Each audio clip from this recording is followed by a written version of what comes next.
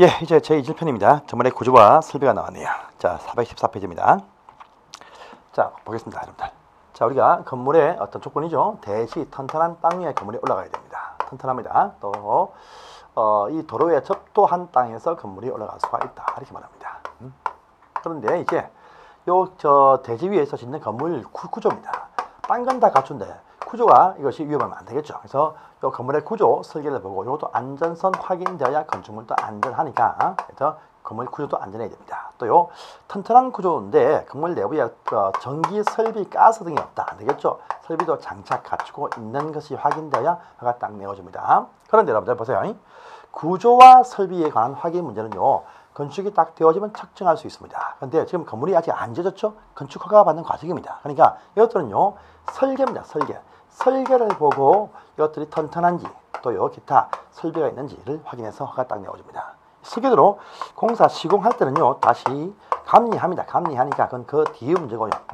허가하는 과정에서는 설계 보고 나서 이것들이 안전한지 또 설비가 있는지 본다 이렇게 얘기합니다. 그래서 설계 보고 이것들 확인을 딱 합니다. 자, 그런데 설계할 때 이 건물 중에서 안전구조, 정부에서 발표한 안전구조 기준에 맞게 여기에 맞게 설계를 다 하겠지만 특별히 안전구조에 맞게 설계하는 설계 대상 건물이 또 따로 있다고 합니다. 그래서 첫 번째 여러분 왼편에 있네요. 요걸 암기를 하셔야 됩니다. 실제 구조 안전에 맞게 설계했는지를 보겠다. 그 대상 건물이 있다고 합니다. 그래서 보시면 여러분들 자 건물이 있습니다. 건물이 딱 있어요. 자 건물이 있는데요. 건축물이 있는데요.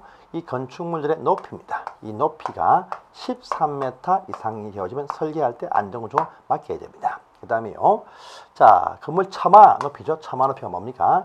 처마를 받치는 어떤 기둥이나 벽체 상단까지가 이거 제가 처마 높이입니다. 이 처마 높이가 9m 이상 될 때 안전 설계해야 된다. 이렇게 말합니다.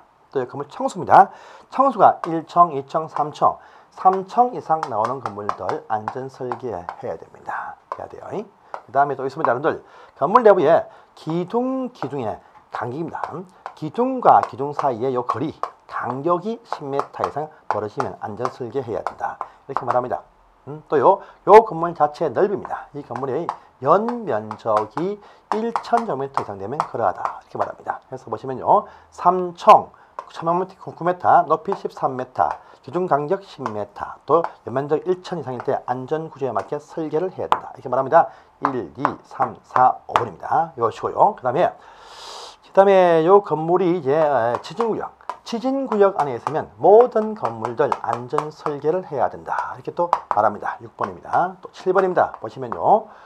자, 요 건물이 뭐냐? 보니까 국가 문화유산급에 해당되는 건축물일 때 안전 설계해야 된다. 또 이렇게 말합니다. 이렇게 하면서 다시 더 나왔습니다. 건축물 외벽에 붙어서 튀어나와 있는 돌출물이 있습니다. 끝에 받침대가 없습니다. 요 거리가 3m 이상 튀어나오면 이것도 안전구조에 맞게 설계해야 된다. 그래서 8가지가 있다. 이것이 바로 안전구조에 맞게 설계하는 대상 건물이다. 이렇게 말합니다. 이건 되게 좋기 때문에 시험에 나올 수 있습니다. 근데 암기를 좀 하십시오. 이것이 박스에 1, 2, 3, 4, 5, 6, 7, 8번 딱 나와 있습니다. 8번에 기억만 보시고 8번은 이해는 볼 필요 없습니다. 그 다음에 그 밑에도 2번이네요. 이 안전 설계합니다. 하는데 안전 설계할 때 건축구조기술사입니다. 건축구조 전문가 기술사의 협력이 필요한 어떤 건물이 또 있다라고 합니다. 이 건물 가운데에서 그러합니다. 뭐냐니까 자 건물 청수가요 6층 이상 되면 전부 다 그렇다라고 합니다. 또 여러분들 다중이용 건축물 배웠죠? 다중이용 건물들 다 그러하다 이렇게 말합니다. 또 특수구조의 건축물들 다 또 그러하다 이렇게 또 얘기를 하고 있습니다. 그래서 다중이용 건물들 또요 특수구조의 건축물들 또 6층 이상 건물들 다 전문가한테 확인이 필요하다 이 말 되겠습니다. 이것이 또 밑에 있습니다. 그래서 여기까지 3가지를 외워주시기 바랍니다. 자, 기타 제2번 있죠? 오른편 X 가지고 넘어가세요. 필요 없습니다. 넘어가시고요. 자, 그 다음에 그러니까 넘어가시고 그 다음에 제2관 있죠? 2관도 여러분들 다 넘어가세요. 2관 또 보는 상이 아닙니다. 2관에 1번 한번 나온 적이 있습니다. 과거에 옛날에요. 근데 아무도 알고 푼 사람은 없습니다. 찍으세요. 그냥 넘어가세요. 볼 수가 없고 열 수도 없습니다. 넘어가시고요. 자, 그럼 다음 페이지 보시면 이런 말 나옵니다. 다음 페이지가 이제 시험에 나올 사항들이 좀 있습니다. 416페이지입니다. 관로 2번 보세요. 대규모 건물의 방화벽 돼 있죠. 요건 얘기입니다. 여러분들. 자, 한쪽의 건물 넓이입니다. 건물 넓이입니다. 건물 넓이인데 한 층입니다. 한 층이 1,000제곱미터 이상, 300평 이상 이렇게 확 트이는 넓은 건물들 원래 나와서는 안 됩니다. 그래서 300 이상의 이런 건물이 1000 이상, 300평 이상 되는 건물이 딱 나온다면 요 건축물들을요 최대 1000제곱미터, 300평 미만이 되게끔 방화벽입니다. 방화벽이나 또요 방화바닥 으로서 구획을 나누어 둬야 된다. 구획을 나눠서 방실 공간을 잘라서 이렇게 300평 안 되게 잘라라 이 말 되겠습니다. 그렇지만 이번에 있어요. 1,000 이상 되는 큰 건물은 방화벽으로 구분을 딱 하되 1,000제곱미터 미만 되게 쪼개어라 이 말 되겠습니다. 이 말입니다. 그런데 또 다만 단서 보시면 주요 주부가 내화구조거나 불연절이거나 또요 아주 큰 창고 같을 때는 건물이 확 트겠습니다. 이런 경우는 또 그러하지 아니하다 되어 있습니다. 그래서 원칙만 알아두시고 예외는 일단 기억하지 마십시오, 여러분들. 그 다음에 3번입니다. 목조 건물입니다. 연면적 1,000 이상의 목조 건물 구조는요, 자, 방화 구조라거나 불연제를 하라. 딱 되어 있죠. 보십시오. 그 다음에 4번에 1번 보세요. 4번에 1번. 이 문장 잘 보세요. 방화지구 안에서의 건축물을 건축할 때 주요 구조부와 외벽이죠. 방화지구니까 주요 구조부등은요, 방화구조이냐? 아닙니다. 견딜 수 있는 내화구조로 하라. 딱 되어 있죠. 이 문장. 지금 보신 세 가지입니다. 1,000 이상이면 1,000 안 되게 쪼개어라. 또요, 목조 건물 1,000 이상이면 불연제를 하라. 다음에요, 방화지구 안에서는 내화구조로 하라. 이렇게 되어 있습니다. 되어 있고요. 오른편입니다. 자, 1, 2번 보세요. 방화지구 안에서의 돌출물, 또 간판 등을 설치할 때는요, 불타지 않는 주요부를 불연제를 하라. 딱 되어 있습니다. 요 네 개 문장, 여러분들 건축사 시험 볼 때 잘 나오는 문장입니다. 그래서 그 단수장 다 빼고요. 2번, 3번, 4번에 1, 2번에 있는 요 매일 문장만 딱딱딱 기억하십시오. 이건 충분히 시험 지문에 나올 수가 있습니다. 그 외에 여러분들 5번, 6번은 필요가 없으니까 넘어가세요. 자, 대피공간 나옵니다. 대피공간. 이것도 나올 수 있죠.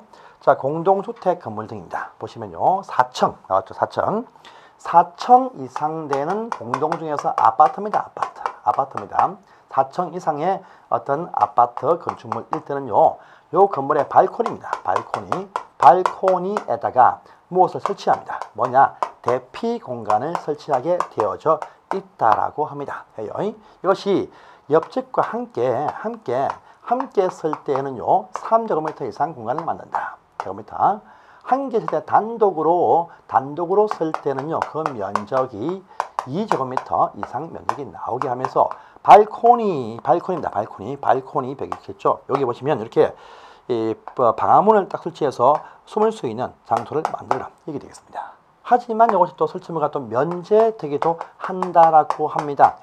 뭐냐니까 자, 이 발코니 벽입니다. 발코니 벽. 요 발코니의 벽. 이것이 파괴하기 쉬운 경량구조, 발로 차서 넘어갈 수 있는 경량구조이거나 또 요 사이에 문, 피난구를 두면 설치하지 않을 수 있다. 또 있습니다. 발코니 바닥 이쪽입니다. 열고 밑으로 빠질 수 있는 하향식 피난구를 설치할 때는 따로 대피공간 두지 아니할 수도 있다. 이렇게 딱 나오죠. 또 하나 체크하십시오.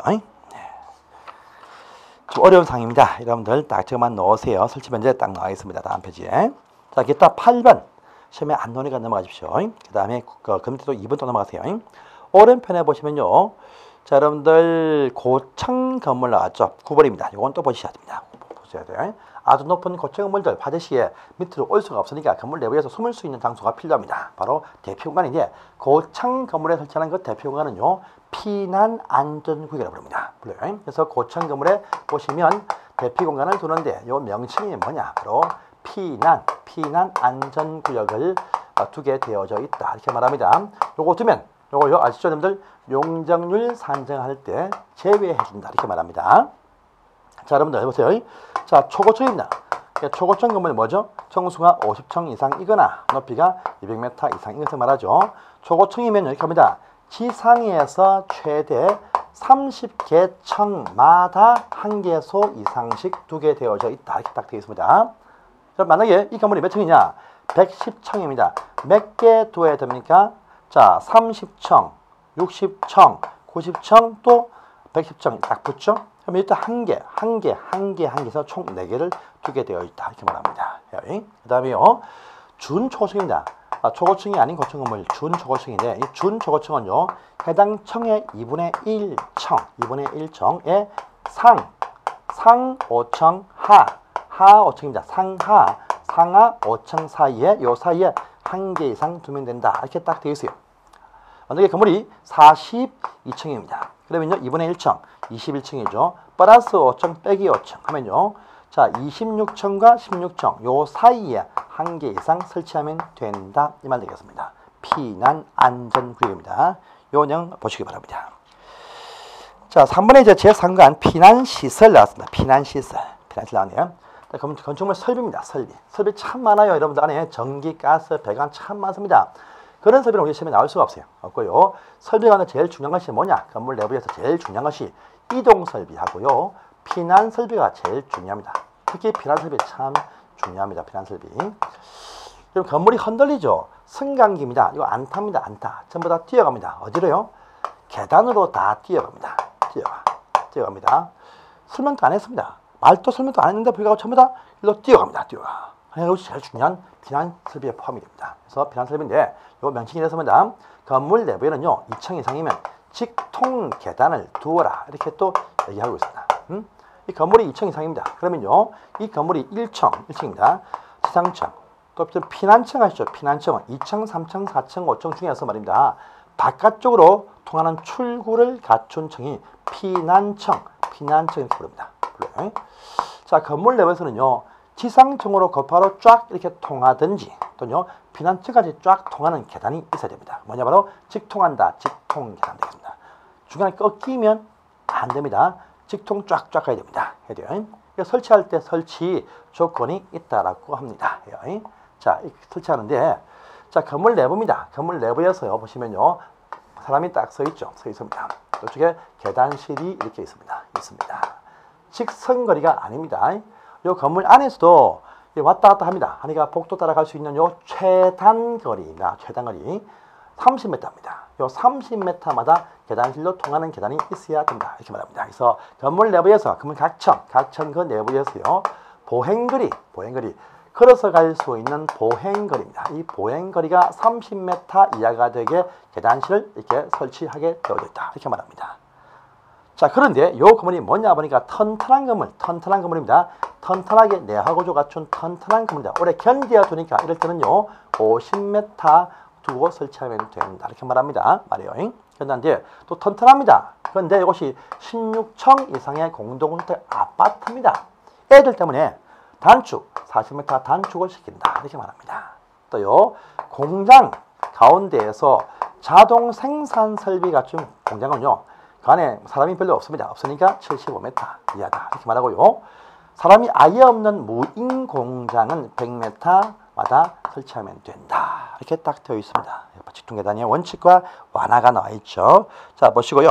그 다음에요 3번입니다. 여러분들 건물 안에 계단이 한 층에서요 2개 이상 필요한 건물들이 있다라고 합니다. 딴 건 말고요. 보십시오. 박스 안에 다 볼 수는 없고요. 여러분들이 3번부터 해요. 3번 공동주택과 오피스텔의 하장 층 면적이 300 이상이면 계단 2개 필요하다. 또요 그 밑에 4번입니다. 5번입니다. 지하층 중요합니다. 지하층 바닥이 200 이상이다. 200이면 계단 양쪽에 2개 설치를 합니다. 그래서 3번과 5번 체크하다 가십니다. 자 오른편 갑니다. 피난계단 나오죠. 피난계단. 여러분들 계단실 가보시면 바로 보기도 해요. 하지만요 딱 가보시면 문을 딱 하나 엽니다. 문을 딱 열고 가야 계단이 보이는 곳이 있습니다. 그래서 여러분들 요겁니다. 계단실 입구에 보시면요 방화문이에요. 방화문 노란 철문이죠. 한색 철문. 이 방화문이 한 개 붙으면 명칭이 바뀝니다. 뭐냐면 피난계단 이렇게 부릅니다. 방화문이 하나 붙어 있다. 피난계단이다 부릅니다. 또요 문이 2개 있어. 일단요 특별 피난계단이라 부릅니다. 특별 피난계단. 자 우리 계단실 입구에 문을 두는 건물도 따로 있다라고 합니다. 보세요. 자 보시면요. 자 첫 번째입니다. 건물 층수가 지상 5층 이상이 되거나 또는요 지하 2층 이하인 건물은요 문을 1개 두거나 문을 2개 주게 되어져 있다. 그래서 피난계단 또는 특별 피난계단을 설치하게 되어 있습니다. 그 다음에요 두 번째입니다. 여러분들 건물 층수가 11층 이상이 되거나 지하 3층 이하인 건물은요 특별 피난 계단 문을 두 개 되어 있다 이렇게 말합니다. 그런데 요 건물이 보니까요. 자, 우리 아파트 주택일 때는 16층 이상일 때부터 그렇다 이렇게 또 되어져 있습니다. 그런데 여기 보면 아파트가요. 복도식 외기에 있는 갑복도식 아파트일 때는 또 그러하지 아니하다. 문 한 개만 있으면 된다 이렇게 말합니다. 이것이 바로 피난과 특별 피난 계단의 설치 조건 되겠습니다. 그 다음에 3번입니다. 여러분들 이런 말 나옵니다. 5개 피난 4번이네요. 5개 피난 계단. 자, 바깥쪽 건물 바깥쪽에 5개 피난 계단이 있어야 건물을 이용할 수 있는 업종이 있다라고 합니다. 뭐냐? 1층 말고요. 2층 말고 3층부터입니다. 3층. 여기 3층부터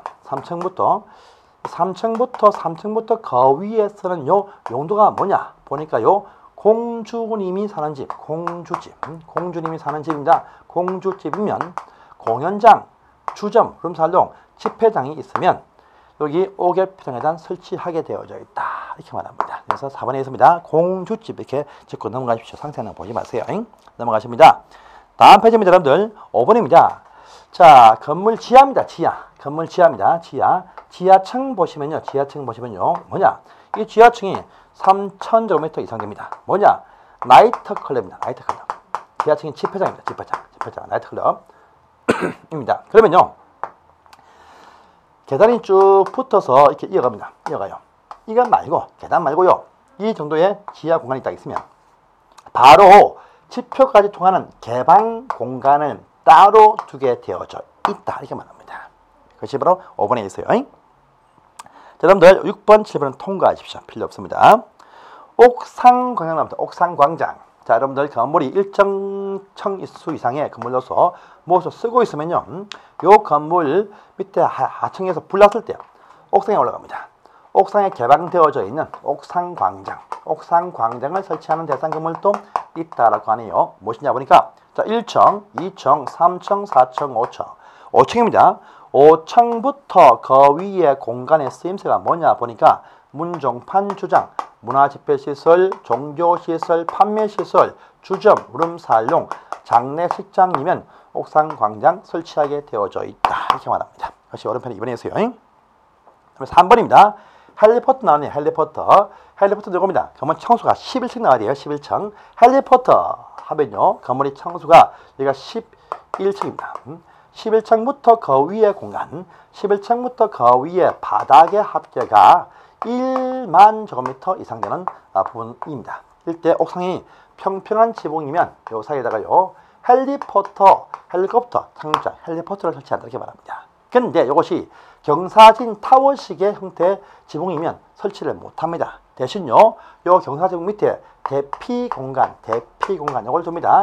요걸 두면 설치하면 면제받습니다. 대신 요거 있죠? 대피 공간, 경사진 지붕에 있는 요 대피 공간 용적률 할 때 제외해준다. 이게 아니겠습니까? 이 내용이 나왔습니다. 3번에 있습니다. 자, 다음에 여러분들 9번 몽땅 통과하세요. 필요 없습니다. 넘어가시고.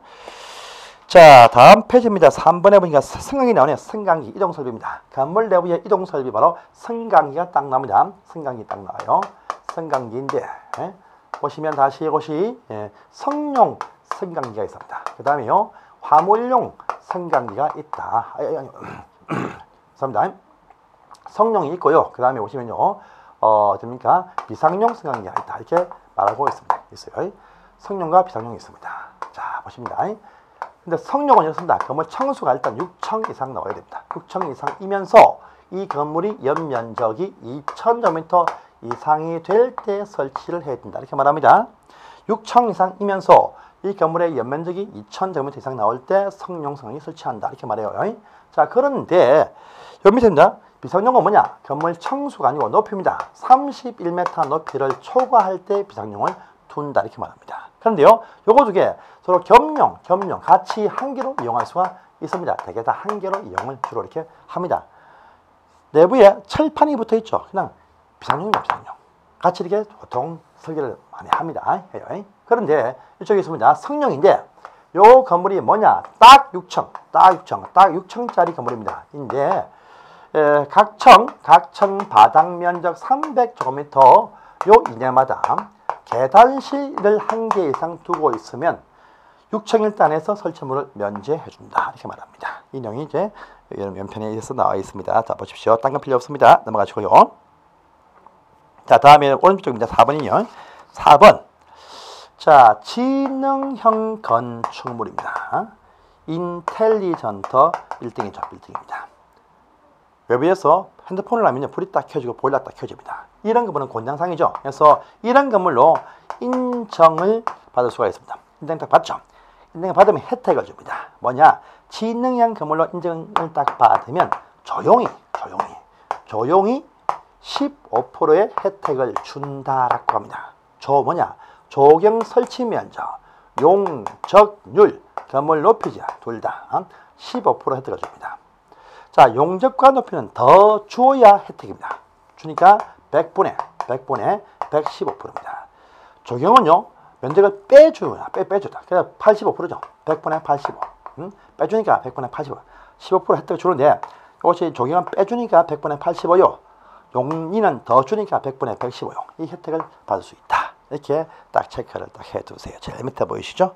100분의 115%와 100분의 85% 조용히 혜택을 줍니다. 넘어가시고요.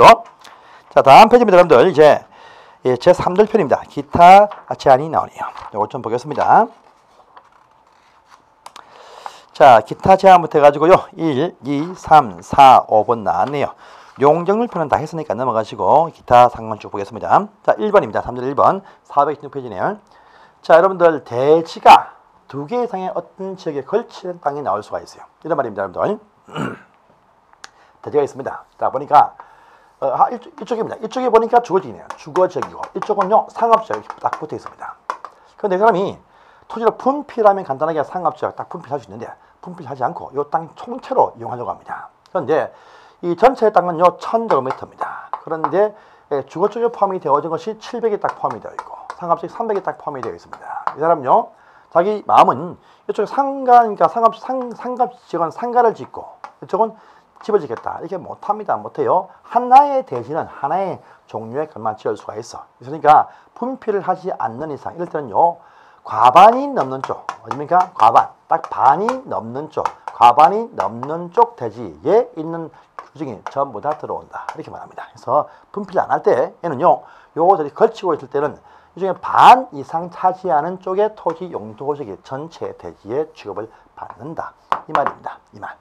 보세요. 대지가 이 법에 따른 각종 지역지구에 걸치고 있을 때에는요. 건축물과 이 대지 전부는 다 과반이 넘는 쪽에 속하는 대지 규정 적용한다. 이렇게 1번에 딱 나와 있습니다. 반 넘는 쪽, 주거지역 쪽에 맞춰서 건축을 다 해야 됩니다. 그러면 손해니까 분필하는 것이 훨씬 이익입니다. 상업지역 때문에. 자, 2번, 3번입니다. 자, 이제 요 지역이 뭐냐 보니까요. 요 지역이 무슨 미관지구라고 결정이 되어져 있는 토지가 있습니다. 있는데 요 안에서 땅을 이렇게 가지고 있는 분이 있어요. 그런데 자, 건물 지을 때 이쪽 편에 건물을 딱 짓게 되면요. 미관지구 제한에 맞춰서 미관을 제한받습니다. 그런데 이쪽은요. 미관 제한받지를 않는다라고 합니다. 그런데 이 사람이 건축을 딱 하면서 요 미관지구가 아닌 곳에 이쪽에 걸치는 건축을 하고자 한다라고 합니다. 걸칩니다. 걸쳐요. 걸치면 걸치는 건물 요거 전부는 다 미관지구에 전부 다 맡겨야 됩니다. 뿐 아니고 요것 때문에 요 대지 전부가 다 이 건물뿐 아니고 이 땅 전부가 다 미관지구 제한이 들어온다. 이렇게 말합니다. 그것이 2번에 있어요. 3번은 또 여기입니다. 자, 방화지구입니다. 방화지구란 곳에 또 딱 포함이 딱 되어 있어요. 방화지구입니다. 자, 미관 방화지구에 포함이 딱 되어 있습니다. 방화지구입니다. 방화지구면요. 이쪽 편에 딱 위치하면 방화지구 제한 받습니다. 여긴 방화지구 제한 안 받습니다. 그런데 이 경우도 방화지구와 아닌 곳에 걸치고 딱 있습니다. 딱 걸치네요. 그러면 걸치는 건축물 요 전부는 방화지구 제한 받습니다. 그런데 이 방화지구에 걸칠 때는요. 걸치는 건물 그 전부만 방화지구 제한 받는다. 나머지 땅은요. 방화지구 제한 받지 않습니다. 미관에 걸치면 건물 땅 다 미관인데 방화에 걸치면 건물만 방화지구 제한 받는다. 기타 땅들은 방화지구 제한 받지 않는다. 이 말 되겠습니다. 3번에 있습니다. 여기 보시고요. 또 4번입니다. 자, 이제 대지가 보니까요. 걸치는데 이쪽이 녹지입니다. 녹지고 이쪽이 보니까 주거지입니다. 그런데 주거지역 쪽에 포함이 되어진 것이 얼마냐 보니까요. 800이다. 또요. 녹지가 200입니다. 원래 원칙은요. 반이 넘는 쪽 전체가 주거지역으로 이용한다. 이것이 원칙인데 녹지란 곳에 걸치면요 붙지도 않고 붙이지도 않습니다. 항상 따로 이용한다. 이렇게 말합니다. 녹칠 때는 각각 분리해서 이렇게 이용한다. 이렇게 말해요. 4번에 있습니다. 자, 보십시오. 자, 건폐와 연중을 많이 했으니까 넘어가겠습니다. 넘어가시고 이제 3번입니다. 대지의 분할 제한. 이것도 몇 번 한 적 있습니다. 대지의 분할 제한. 대지가 되기 위한 최소한의 면적이다. 여기입니다. 대지의 분할 제한 면적 참 중요합니다. 이건 요 얘기입니다. 건물이 있습니다. 건축물이 딱 위치하고 있는데 이 건물이 어느 땅에 딱 차지하고 있습니다. 그런데 이 사람 땅 주인이 건물 주인이 땅이 넓다 보니까 이쪽을 분필을 해가지고 필지 구분하려고 합니다. 그런데 이 건물이 위치하는 이 땅에 최소한 일정 면적 이상의 보장이 될 때 한해서 분필을 하게 해준다랍니다. 그것이 얼마냐 하니까요. 주택을 짓는 주거지역은 최소한 60이 필요하다. 상업지역은요 최소한 150이 필요하다. 녹지는요 먼저 공업지역은요 보시면 이제 150이 필요하다. 녹지는요 최소한 200이 필요하다. 도시가 아닌 저 시골 농촌은요 최소한 60이 필요하다. 요 규모 이상이 될 때, 요 규모 이상 될 때만 분필할 수 있지. 요 규모 안 되게 남겨두면 분필 허가 안 내어준다. 이 말 되겠습니다. 건물이 있을 때. 그러면 건물이 없으면요. 건물이 없는 빈 땅을 분할할 때는 어떻게 합니까? 개발 행위 허가 상해 보시면요. 건물이 없는 빈 땅에서의 분할할 때도 보시면 건축법에 있는 요 면적 미달될 때 안 해줍니다. 안 해줘. 있거나 없거나 분필될 때 면적은 똑같이 이렇게 나와야 된다. 이거죠. 그러니까 이 분리되어 나가는 요 토지도 요 정도 면적 이상이 나와야 됩니다. 건물이 있거나 없거나 최소한 필요한 대지로서의 가치 면적이다. 이거 꼭 외워야 됩니다. 주거지역 60, 상업지역 150, 공업지역 150, 녹지 200, 기타 60 미달 분할 금지. 꼭 외워두세요. 중요한 면적입니다. 자, 넘어가시고 기타 다음 장을 넘어가겠습니다. 딴 거는 보실 필요 없습니다. 자, 다음 페이지는요. 이제 428페이지입니다. 이런 말 나옵니다. 대시안의 공지. 공개 공지가 아니고 대시안의 공지. 이건 뭐냐? 요건 요 얘기입니다.